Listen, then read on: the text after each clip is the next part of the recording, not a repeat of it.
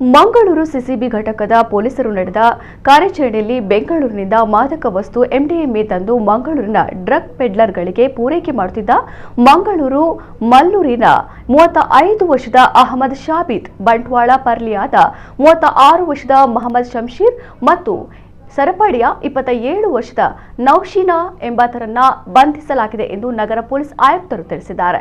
December 13ರಂದು ಕಾರಿನಲ್ಲಿ ಬರುತ್ತಿದ್ದ ಅಹಮದ್ ಶಾಬೀದ್ ಮತ್ತು ಆತನ ತಂಡವನ್ನ ಅರ್ಕುಳ ಬಳಿ ವಶಕ್ಕೆ ಪಡೆದು ದಸ್ತಗಿರಿ ಮಾಡಿ ಅವರ ಬಳಿ ಇದ್ದ ಮಾದಕ ವಸ್ತು ಮತ್ತು ಸೊತ್ತುಗಳನ್ನು ವಶಪಡಿಸಿಕೊಂಡಿದ್ದಾರೆ.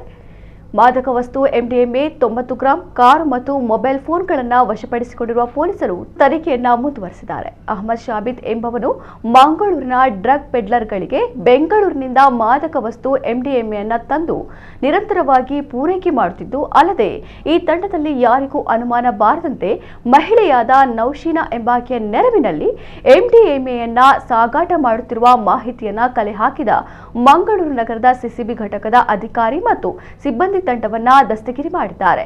ಆರೋಪಿಗಳನ್ನ ನ್ಯಾಯಾಲಯಕ್ಕೆ ಹಾಜರುಪಡಿಸಲಾಗಿದ್ದು ನ್ಯಾಯಾಂಗ ಬಂಧನ ವಿಧಿಸಲಾಗಿದೆ. ಈ ಸಂಬಂಧ ಕಂಕನಾಡಿ ನಗರ ಠಾಣೆಯಲ್ಲಿ ಪ್ರಕರಣ ದಾಖಲಾಗಿದ್ದು ತನಿಖೆ ಮುಂದುವರೆದಿದೆ ಎಂದು ನಗರ ಪೊಲೀಸ್ ಆಯುಕ್ತ ಸುಧೀರ್ ಕುಮಾರ್ ರೆಡ್ಡಿ ಸಿಎಚ್ ತಿಳಿಸಿದ್ದಾರೆ.